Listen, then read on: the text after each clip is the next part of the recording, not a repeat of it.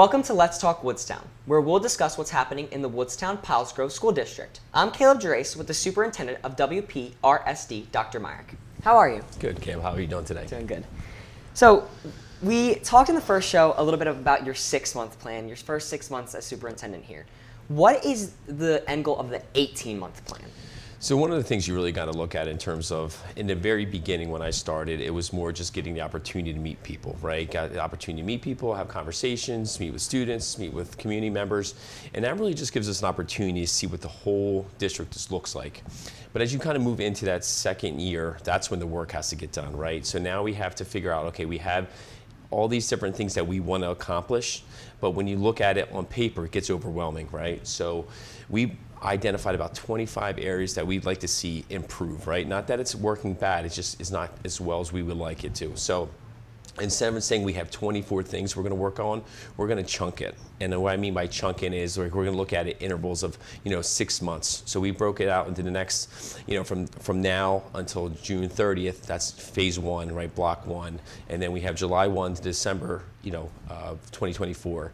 And then at this time next year, we should be going into that final phase, that final block, that final 6 months to kind of make sure that we're driving home all of what we wanted to accomplish, right? So I know you play soccer, right? So one of the things that we always say at the end of the day, we want to collect a championship, we want to collect a banner. So by this time next year, hopefully we're on track to collect our banner, so to speak. That's great. What are some small, finer details? You mentioned those 24 things. What are some of those small details in this 18-month plan? So I would say it all goes back to our district goals, right? So our district goals talks about making sure whole child achievement is at the forefront, right? Then it's talk about external communication improvements, internal communication. So all the different things that we're looking at kind of is driven by those 3 goals, right? So, we're looking at about, offerings for students, right? So what are we giving our students, not only just academically, which is obviously important, but also what are we giving them extracurricular-wise, right? Are we giving everyone an opportunity to find their way, right? Find it's their passion, what's going to drive them to be most excited about coming to Woodstown. We talked about a unified sports league for maybe some of our students with IEPs, but then we started talking about maybe rebranding our gaming club into more of an esports program. So those types of things are on the horizon, and these are things that we're looking to kind of embed for you guys. That's great. So with the esports program and instituting other programs for other people in the school, is there any updates or restorations to what we already have here? Yeah, so right now we're in the process, and Mr. Demetri is a part of this as well, that we're looking to update the media center, right? We are very big, and our Communication Academy is one of our staples, right, in our community. So we want to make sure that looks the part. So we're building that out to give it a nice, fresh look, but also include our branding, right? So if we want to sell the program, the Communication Academy, we want to sell our school, we need to have it to look the part. So that's one of our major undertakings right now, with the goal of having it done by the end or the beginning of next school year, right? So that's one piece. Over last summer, we've updated the tiling in Meyrick Shoemaker School. We're going to actually be able to complete that entire project again, giving it a facelift to kind of figure out, making it sure it's a nice, conducive learning environment for our students. That's great. Yeah. I know we appreciate it as a Communications Academy, and I know the school appreciates the constant renovations we have going on here. I know you guys work really hard for that. So as students, we appreciate it. You're welcome. How are we going to convey all these changes and things that we're doing to the community, staff, students? Yeah, I think it's just communication is important, right? Like I said, that's goal number 2, number 3 of our district goals, right? So how are we conveying that? So one, we're going to convey by letters, right? We're going to convey it by putting it out on our socials, but we're conveying it right now, right? So these Let's Talk Woodstown is going to get out to the community. One of the pieces that was actually brought to me by one of my board members is, are we reaching out to even Elmer Times, right? Because again, maybe my generation is more of a Facebook, your generation is more, maybe Snapchat or Instagram, but making sure that we reach everyone. And I think Elmer Times is that critical piece. If we ever needed to go to a referendum or we needed to get to vote, we need to make sure everyone has a say and everyone knows all the great things that's happening in Woodstown. Yeah. So tell me the opportunities Woodstown has for the social and emotional development of students. Social emotional learning is very important to me. It was actually what I did my dissertation on, right? I thought that was critical at the early onset of education experience. So I really focused on my early learners, my preschoolers, my kindergartners, my first grade students. But just recently we were able to hire Mr. Sage Schmidt. Mr. Sage Schmidt was a director of student services in the Penns Grove Carnegie Point School District. So he brings a wealth of knowledge, right? So and he's a firm believer in social emotional development. So now we're looking at in terms of how we building our programs out to make sure all of our students are successful and giving them every opportunity to promise every school we're in the future. And I think that's critical. So what ways do we include and create opportunities for the special education students here at Woodstown? I think like we talked about, we have our 18 to 21 program where they go out into the job field. I think that's important, right? So our job coaching. But then, like I mentioned before, like talking about what are we giving them to also participate, right? I look at some of our athletic events and I see some of our constant faces there. But are we giving them the platform to participate on a more in-depth level, right? So that's where we talked about Unified Sports League. You know, we have a bowling alley in town. What about that? Like a unified bowling league, or we have a track. What are we looking at that piece and give them those opportunities to showcase what they could do? Yeah. What should the community know about the environment here at Woodstown pertaining to social development? I would say that we need to make sure that our students are not only being well educated, but they're also cared for, right? And you know, I think we'll touch on this a little bit later, but you know, my lens changed a little bit about 11 years ago. 11 years ago, I was first in administration. I was engaged, not married yet, and I didn't have any children at that point. So that gave me the opportunity when I had children. Now it got me looking from a different perspective. I know what it looked like as an administrator, but now I need to look at it. What is it for a student? So I need to make sure that every classroom that we have, every teacher that we have cares about the students' well-being, not only just academically, but socially, emotionally, physically, just to give them every opportunity to be successful. So I think that's critical. Great. You said some really great things, and we'll see you back in the next part. Yep. Next, we'll talk to the Director of Student Services, Mr. Sage Schmidt.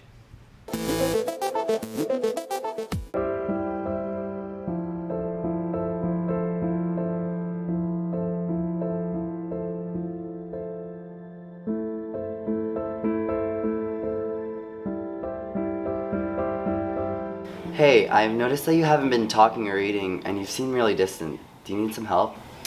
Actually, yeah, thanks. Notice the red flags. If you see someone struggling, offer your support and seek professional help at 1-800-662-HELP. Welcome back to Let's Talk Woodstown. I'm Kaleb Gerace, now joined by the new Director of Student Services, Mr. Sage Schmidt. Welcome to the show.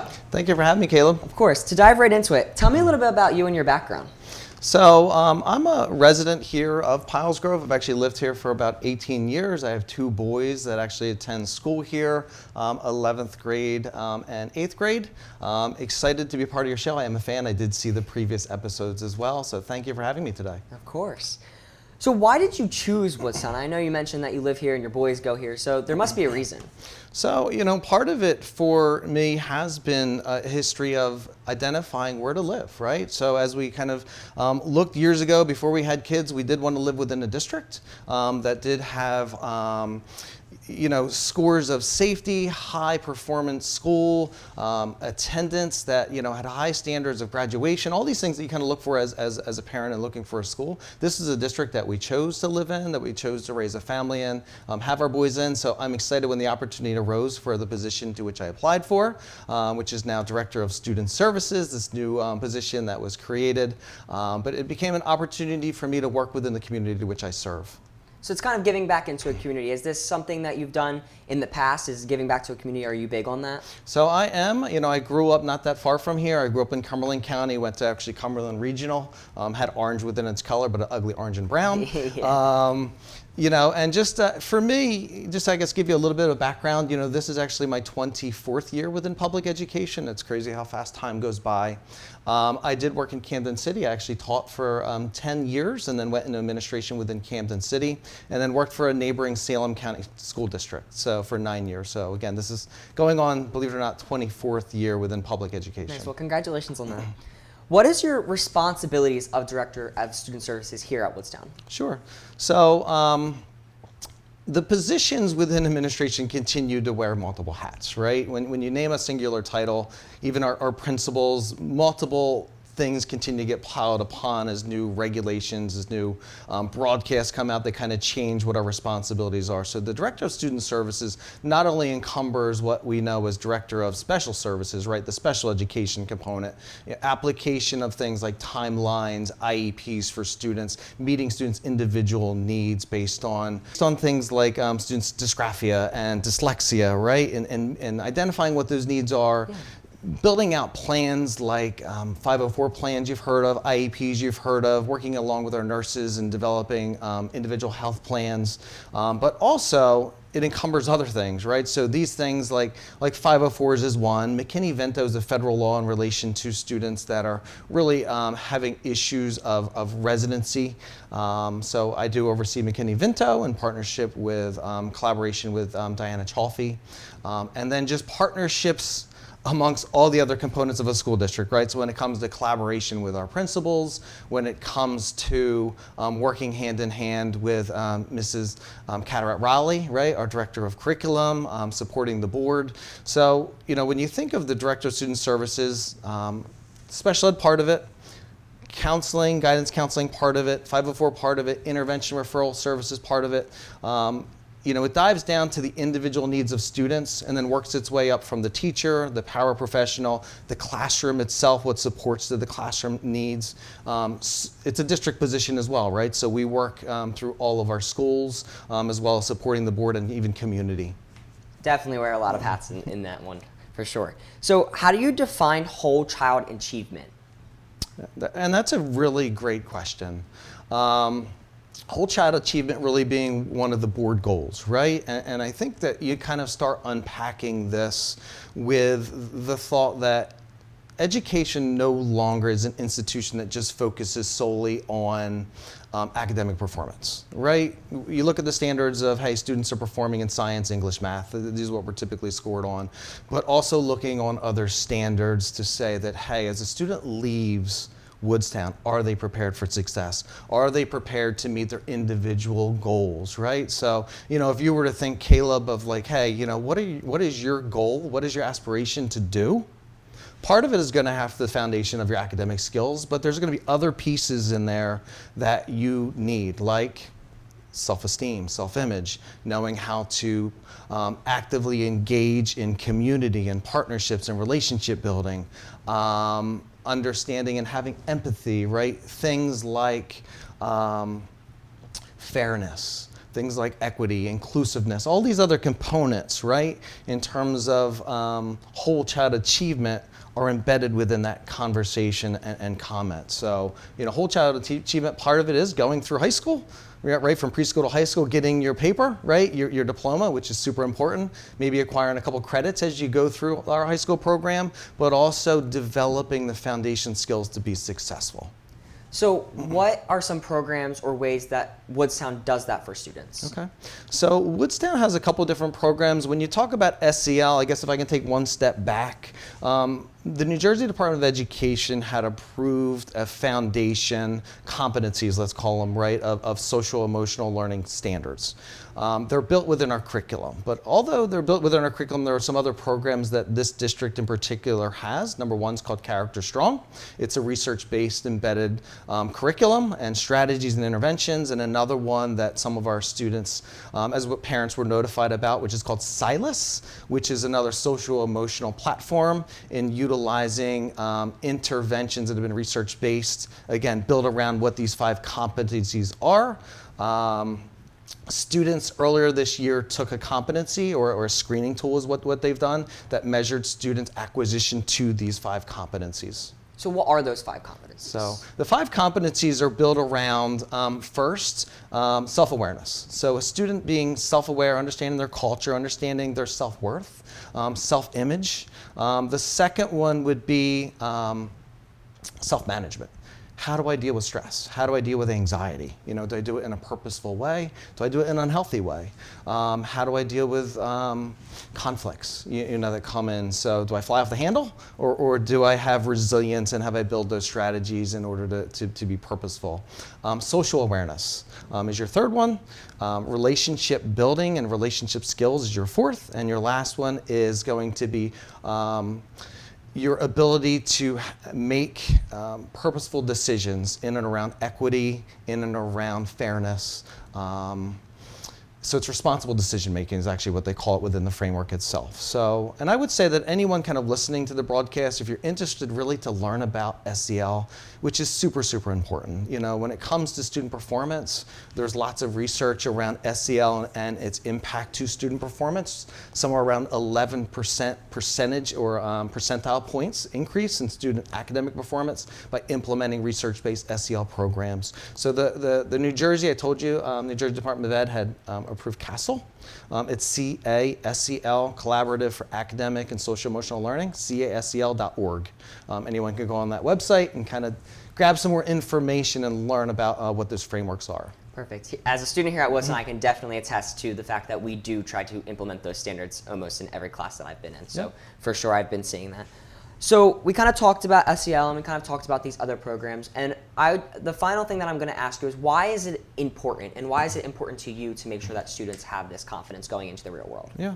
So, I mean, one of the most important pieces of this are making sure that students acquire knowledge, skills, and the attitude around these competencies so that they can, again, have and pursue, you know, their individual dreams, their hopes, so that they can build collaboration with others in terms of whatever business that they decide to go into, or career that they decide to go into. And, you know, I think of it as simple as, you know, hey, listen, our 3-year-olds, right? So we're servicing 3-year-olds to 21-year-olds here. You know, they're learning these SEL skills, and the L in SEL is learning, right? They're learning and acquiring knowledge and skills of things like sharing, of how do I join kids that are in a group that are playing, how do I join them appropriately to participate in that group, right? So it starts there as very simple things, and then builds into our culture of a school district about, hey, do you feel safe? Does this district feel, is it equitable? Are we inclusive of everybody? You know, is there bullying that still's occurred, and how are we dealing it? You know, is there restorative practices that are going on so that we understand how that happened and minimizing those things in the future? So, you know, all of these concepts are intertwined in relation to your first question, that whole child achievement. It's something that research has backed with hundreds of studies in reference to how this impacts students in a positive and meaningful way. Perfect. Well, thank you for joining us on the show. It's been wonderful talking to you. Thank you, Caleb. Next, we'll sit back down with Dr. Meyrick and talk about the importance of family.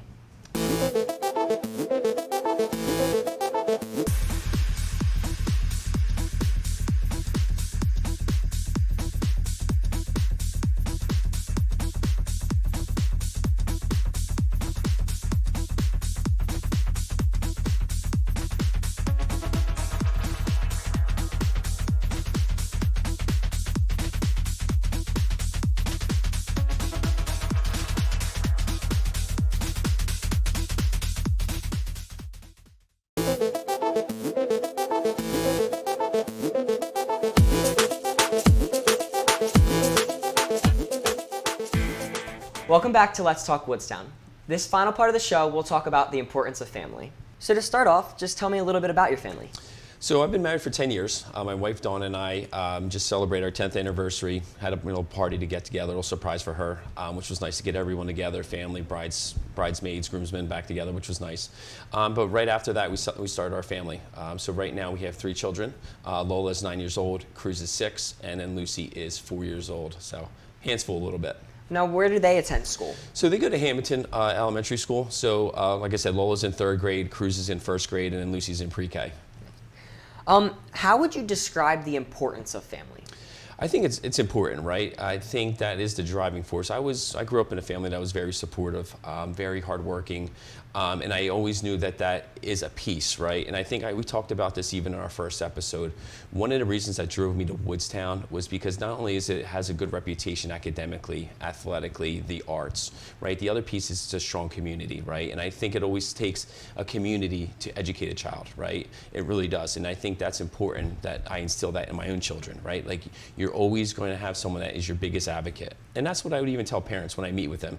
You know, we may agree on something, we may disagree on something, but the reality is we're there for one reason, the child, right? And the child's success. So if we understand that and we could agree to that commonality, then we can have a conversation. So would you say that growing up you kind of took the morals and values that you were raised with and just brought them into parenthood, or did you tweak it a little bit? I would say I tweaked a little bit. I mean, if I look back on my childhood, my dad was a blue-collar worker. He was a truck driver, right? So he instilled in me at a very young age the importance of hard work, right? Then my mom was more academic. My mom was a health and physical education teacher in Buna, but also had 2 master's degrees, right? So she always valued education. So I like to think that I got a good combination of both of them, and here I am today. Pair them up and make magic with them. Yeah, absolutely. How has becoming a father changed your outlook on being in the education field?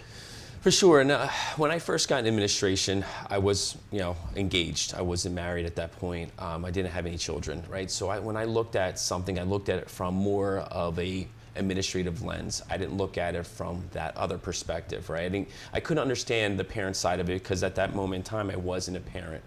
But now as I kind of transition to both, I get to see it from multiple perspectives, multiple lenses, and now I'm able to, okay, would I want this for my son? Would I want this for my daughters? And if the answer is no, then we need to do something different. If the answer is yes, great, now we're doing a lot of great things. And I think that's how we have to kind of frame it and looking at it from both perspectives. So being an educator and also having kids, do you find it hard to kind of draw the line between going home and being an administrator and kind of in that environment? I think I have high expectations for my children. I think I know, right? I have expectations that they need to give their best effort, right? And if they could say at the end of the day they gave their best effort, I'm okay with that. But when I know they're not meeting their academic needs or their athletic needs or their social emotional needs, I push them a little bit more. And I also think it's also a little intimidating when I go to parent-teacher conferences because I think, my daughter's very outgoing and she probably tells them what daddy does. So when I go there, the conversations are a little different. And it's fun. On the flip side of things, do you think you also bring that nurturing father figure into the education field when you're working as an administrator? I think so. I always look at it in experiences that I want to make sure that every student feels seen, every student feels heard, every student feels welcome. So, one of the things when I was a principal, I got to interact with the students on a more consistent basis. When I was in Beach Haven, I got to play on the recess with the students, and I was their pitcher for kickball, right? So that's where, even when I transitioned here, that was the hardest part, being the district office was across the street. But I hope to know, and hopefully everyone thinks that I'm visible, I'm around. And it doesn't matter if it's the preschool building or the high school and everyone in between, making sure that I'm visible and I'm there for you. That's great. Thank you so much, and thank you for joining us on the second episode of the show. Sounds great. Thanks, Gil. Thanks for watching Let's Talk Woodstown. With Dr. Meyrick, I'm Kaleb Gerace. See you next time.